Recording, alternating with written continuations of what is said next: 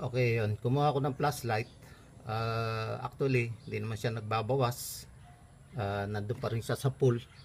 Kaya lang napansin ko tuwing umaga, lalo na sa umaga, nagflo-flooring siya, yung lusot na lusot. So, ang ginawa ko dito, ako na lang mag-DIY. Titignan ko kung kaya ko. Tinanggal ko na yung takip dito sa ilalim eh. Teka, ilalim tayo. Okay. Yan, tinanggal ko na itong mga cover dito sa ilalim para masilip ko to. Kasi doon sa ibang gumagawa nito, ang ginagawa ng iba, okay, dyan lang sila nagano. Okay, yan, kung nakikita nyo yan. Okay, ayan, yan. Kung nakikita nyo to, ito yung may parang needle na yan. Hindi yata para mapakita ko sa inyo. Yung iba kasi nakita ko, may napanood ako na dito lang nila binibleed. Yan, yung parang may nipple na yan, yung nakalawit na yan. So, ang tawag yata dito ay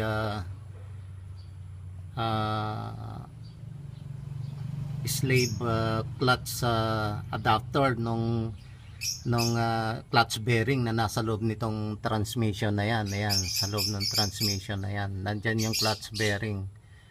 So, ang problema ko dito sa manual ko na to ng Montero, pagka lumusot siya, so magpipiga naman ako ng clutch pedal, bumabalik naman siya agad. So, kaya lang mahirap sa traffic nga eh. Ngayon, susubukan ko na dito gagayahin ko yung napanood ko sa TV, sa YouTube na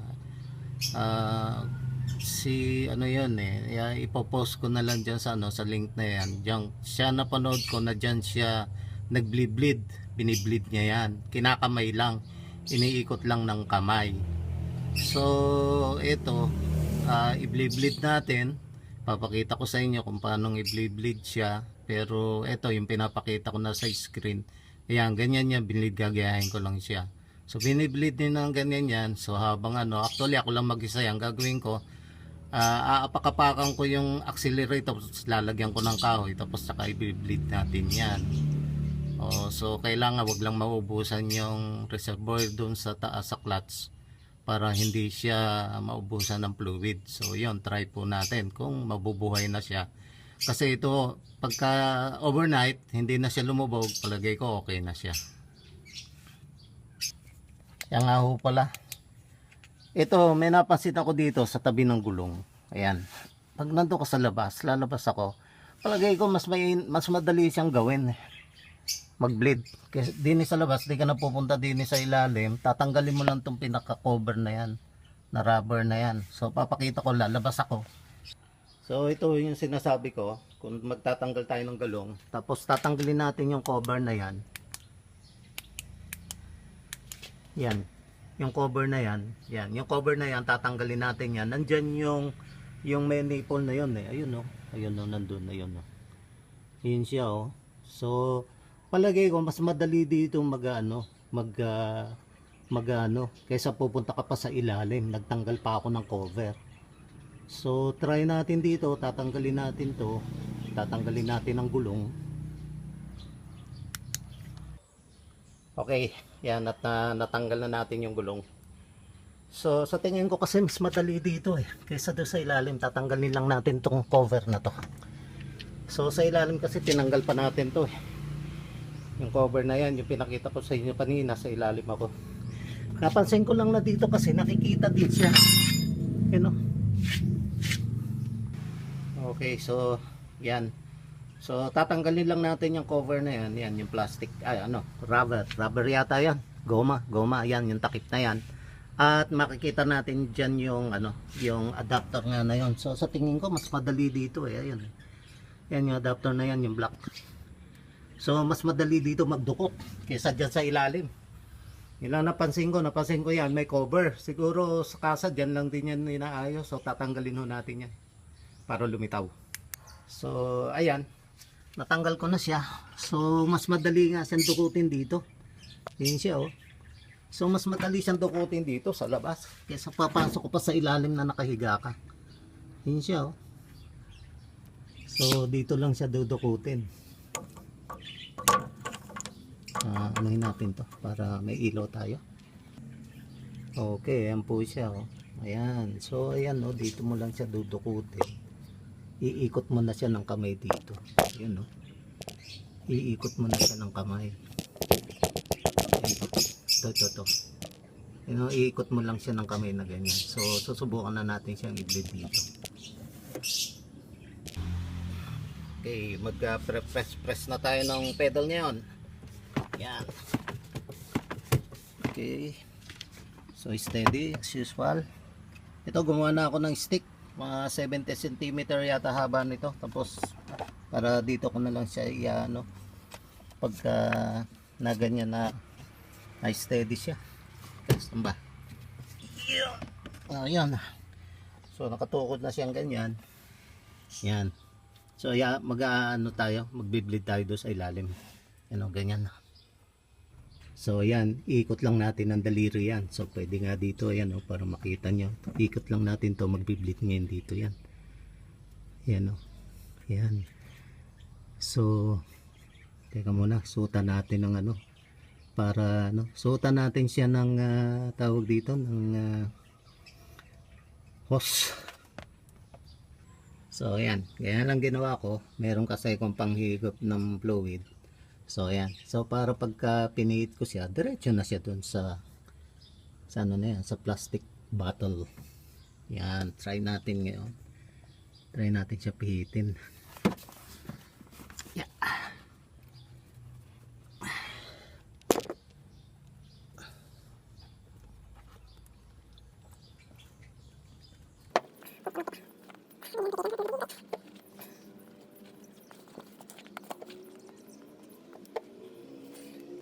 Okay, naluwagan na natin. Yan, napipihit na siya. Okay, so ito na siya. Meron nang lumabas na fluid dito. Ayun, oh. Ayun ang dumi. So sasarado ulit natin. Okay, bobomba ulit tayo dun. So takmay na lang natin dito. Bakit natin. Kasi hindi natin kakamin kung papakain. Kung para gamitin natin, hindi natin siya maibabalik. Yan, magbalik na ako. So i-ano ulit natin siya. I-pepress ulit natin siya. Okay, ayun. Panlima ko na yata ito, pang-anim. Na lobat yung cellphone natin kanina. So titignan natin kung okay na to. Kung ano, ayan. So ayan siya, luluwagan ulit natin para pumasok yung ano, lumabas yung fluid. Medyo maigpit po siya talaga, ano yun eh. Pero na ano naman ng daliri. Pagka na ano siya, okay, kinmina ko na rin siya ng 14 pang open kasi mahigpit. Ang hirap din anuhin ng kamay, pero pwedeng anuhin ng kamay, kaya lang masakit na yung daliri ko. Masakit na kasi pagka siya isinarado, madali siyang isara. Pag inopen siya, mahigpit. So kailangan din yan, yung tools na yan para i-lock siya. So pang-anim ko na yata ito, 4 o pang-anim. Subukan ko kung okay na to. Okay, ito nga pala, wag nyo hahayaan na maubusan yan. Okay, sa ngayon nasa low na siya. Low na siya, mababa na siya. So mag-a-add na ulit tayo. Okay, yan. Naka-add na tayo. So ano na lang muna ginamit ko. Ayan, dot 3. Dot 3. Pusin ko lang to, tapos tsaka na lang tayo mag-tap ng dot 4. So bali yan yung ginagamit ko, ringgilya pang higop. Yan, palagay dyan. So bali pang 6 na yata yan. 6 o 5. So subukan natin kung okay na yan. At i-open lang natin ito ulit. Last na to kasi naka-press pa yung pedal dun sa ano. So last na natin to. I-open pa natin siya. Okay.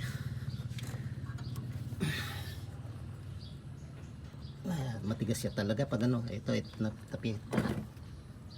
Matigas siya talaga.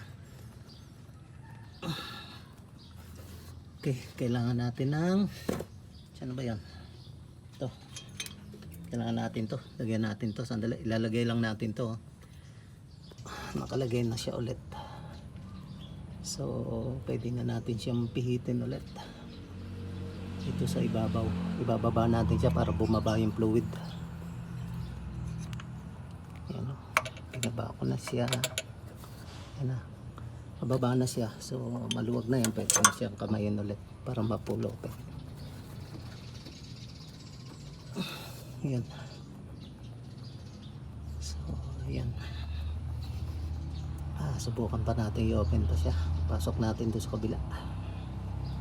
Kabila. Nanginginig.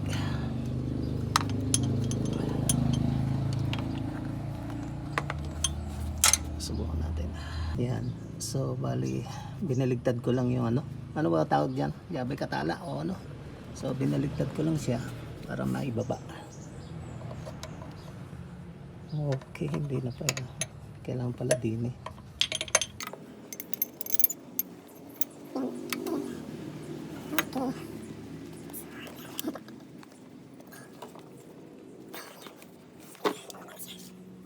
Okay. Ang purpose daw niyan para daw pumasok doon sa clutch bearing sa loob. Kasi nagpalit tayo ng master first clutch cylinder din sa ibabaw. Yan. Pinalitan natin yan. Yan. Pinalitan natin yan. So, kailangan daw doon mag-bleed para pumasok doon sa clutch slide doon sa loob. Yung clutch bearing para pumasok doon yung fluid. Kasi pag hindi daw ganun ang ginawa, magluloko pa din daw. Hindi daw clutch natin, yung clutch pedal. Minsan lulubog daw siya talaga, lulubog pa rin siya, magagamit, pero pag magkakaroon ulit ng buhay pagka binomba, tapos maya pag ginagamit mo, lulubog ulit. So ito hopefully sana okay na. So isasarado na natin siya at tignan natin until tomorrow, kasi dati hapon pa lang o kinabukasan wala na siya, wala nang pressure eh. Okay, so sa tingin ko nakapasok na yung fluid doon sa loob kasi matigas na yung pedal din sa niya. So isasarado na natin. Okay, mas madali siya talagang mas madali siya magsara. Ayan, di ba? Mas madali yung dukutin dito. Ayan. Mag-aalis lang tayo ng gulong kaysa pupunta ka pa doon sa ilalim. Mas madali yung dito. Ayan, open na open, no? So tanggalin na natin to. Ayan. So para makita niyo yung fluid natin nakuha. Ayan. Yan ang fluid Oh, ang dumi Tignan nyo, ang dumi ang dumi ng fluid Yan ang natanggal natin fluid. Okay. So lagay na natin yung nipple nya, yung takip. Ito. Okay. Yan. So yan ang linis diba? Mas malinis pa ako magtrabaho doon sa talagang yatang mga mekaniko. Wala akong dumi-dumi sa ilalim tingnan nyo. Wala nakapag-bleed ako ng malinis malinis niyan wala akong kadumi-dumi. Ganyan pala sikreto. Yan nag-bleed ko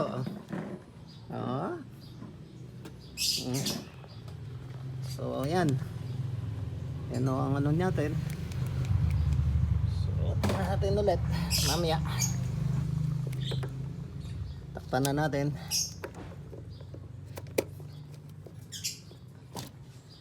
Okay, try ang pedal. Ang ganda balik. Hindi ba mabalik balik na po siya. Nice. Kumakalampag pa ko dati yan nagpo-flooring, pumapakat doon sa ilalim, hindi siya pumabalik. Ngayon na. Try natin. Mamaya hapon. Try. Okay. Yan ating binaba. Gulong. Papahinga muna tayo. Kasi 1 hour yata mahigit natin ginawa ito. 2 hours.